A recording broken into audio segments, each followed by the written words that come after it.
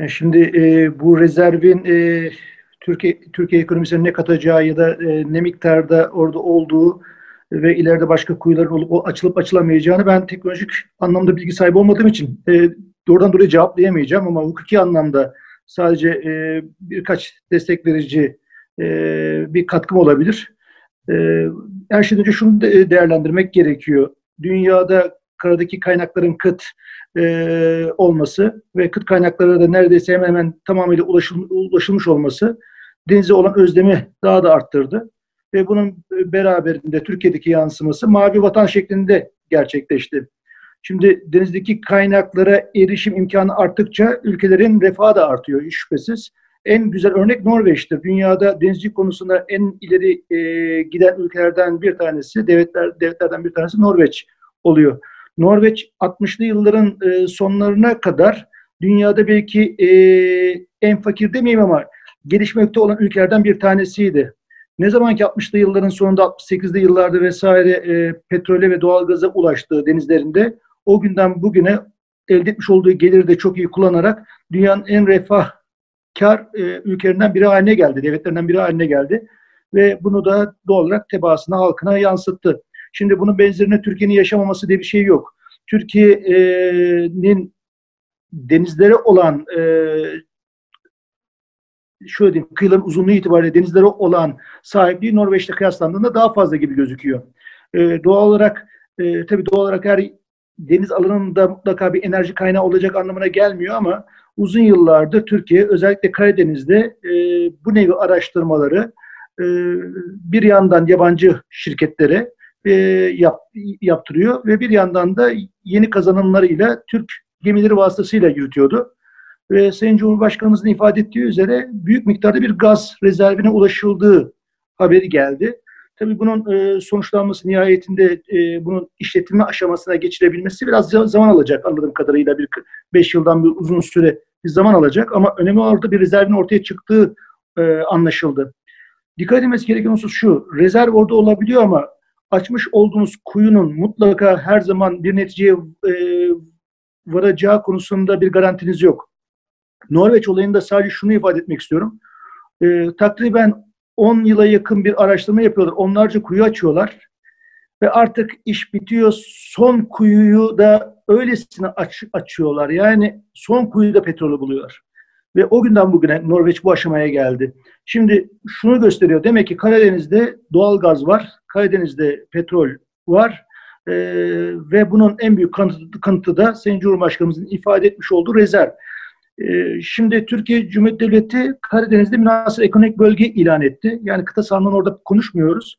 Ve münhasır ekonomik bölgesi üzerinde böyle bir değere sahip. Türkiye yani en sonunda yapmış olduğu yatırımın karşılığını aldı diye düşünüyorum ben. 2010'lu yılların başına itibaren çok büyük yatırım yaptı Türkiye deniz araştırmalarına ve ileride bir petrol, doğalgaz rezervi bulunduğu takdirde bunları işletebilmek amacıyla büyük bir yatırım yaptı. Ve şu an için eğer o doğalgaz yakın bir zamanda çıkacak olur ise Türkiye bir yandan araştırma ve işletim faaliyetlerinde dünyada öncülük ederken diğer yandan da söz konusu rezervler bakımından da dünyada öncü ülkelerden biri haline gelecek. Bunun doğal olarak Türk halkına çok güzel yansımaları olacağını düşünüyorum ben. Bizim en büyük girdiğimiz yani ithal ettiğimiz malzeme ne yazık ki petrol ve doğalgaz türevleri. Sonuçta bunun Türkiye tarafından elde ediliyor olması döviz çıkışını engelleyecek. Bu da ister istemez halkımızın refahına kavuşacak. Yani sürpriz diyordu. Gerçekten büyük bir sürpriz. Peki Umarım hocam. bu sürprizi başka sürprizlerle destekleriz ileride. Allah şöyle söyleyeyim. Bundan daha düşük bir rezerv de bulunsaydı önemliydi. Yani bir kere yapmış olduğunuz yatırımın karşılığını alabilecek bir ilk defa bir rezerve ulaşıyorsunuz. Yani bu çok önemli bir gelişme. Bundan daha düşük de olabilirdi. Daha yükseği yani bu rezerv ileriye doğru bir ışık veriyor, umut veriyor. Daha yükseğe de ulaşabileceğimizi gösteriyor. Şunu unutmamak lazım. Petrol arabalarında sondaj faaliyetine girdiğiniz zaman ortalama benim bildiğim yani yanlış olmasın ama şansınız 7'de 1. Yani 7 kuyu açıyorsunuz bir tanesinde çıkıyor. Bu da ortalaması. Yani iyi bir analiz sonucunda ancak 7'de 1'e ulaşıyorsunuz. Türkiye Cumhuriyeti Devleti de gerek yabancı yatırımcılar ve gerekse kendi yatırımları dolayısıyla onlarca kuyu açtı orada. Hiçbirinden çıkmadı. Ve ilk defa anladığım kadarıyla bir kuyudan böyle bir rezerve ulaşıldı ki yani muazzam bir olay. Yani ben bunun miktarı da muhakkak önemli ileri dönük olarak. Türkiye'nin 20 yıllık deniyor ama dediğim gibi yani 10 yıllık rezerv dahi olmuş olsaydı bu önemli bir rakamdı. Bir diğer husus da şu an petrol fiyatları, doğalgaz fiyatları düşüşte. Düşüşte olduğu bir ortamda denizde böyle bir petrol rezervine, doğalgaz rezervine ulaşılması da ayrı bir kriter. Çünkü denizde gerçekten petrol ve türevlerini arama ve ardından da bunları çıkartma maliyetleri çok yüksek karadakiyle kıyaslanınca. Fiyatlar düşük olduğu zaman ister istemez bu ileride bir masraf kalemi olarak karşımıza çıkıyor. Ama önemli olan bulmak. Yani denizde biz denizlerimizde, yakın denizlerimizde böyle bir rezervi bulduk.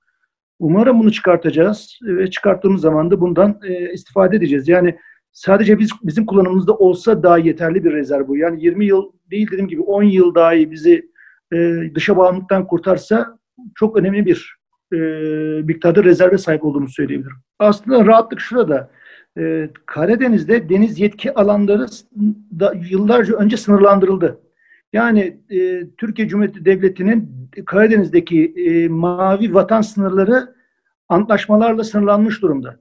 Dolayısıyla her bir ülke, Karadeniz'e sınırı olan her bir ülke Karadeniz'in ne kadarına sahip olduğunu, yetki anlamında ne kadarına sahip olduğunu biliyor. Ve bu konuda bir tereddüt yok. Ve netice itibariyle bizim petrolü veya doğalgazı rezervlerine ulaştığımız alanda bizim kendi münhasır ekonomik bölgemiz. Dolayısıyla herhangi bir sıkıntı yok. Yani bu anlamda gerçekten Akdeniz'de karşılaştırılmayacak kadar bir fark var. Akdeniz'de ise daha sınırlandırma anlaşmaları yapılmadığı için ve sınırlandırma meselesi de çözülmediği için herhangi bir rezerv bulunduğu takdirde bunun işletimi konusunda çıkacak sıkıntıların ne şekilde çözüleceği de şüpheli. Yani ileride anlaşılabilecek bunun sonuçları.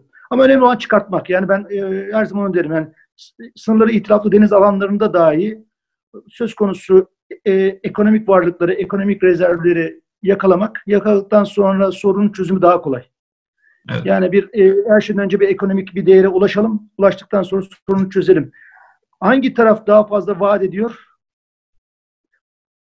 Bana göre Karadeniz daha çok vaat ediyordu ama bulunamıyordu.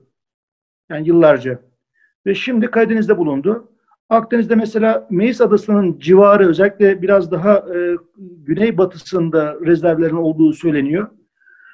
Dolayısıyla ileride orada da çıkacağını düşünüyorum. Ama dediğim gibi yani 7'de 1 yani 7 tane kuyu açıyorsunuz.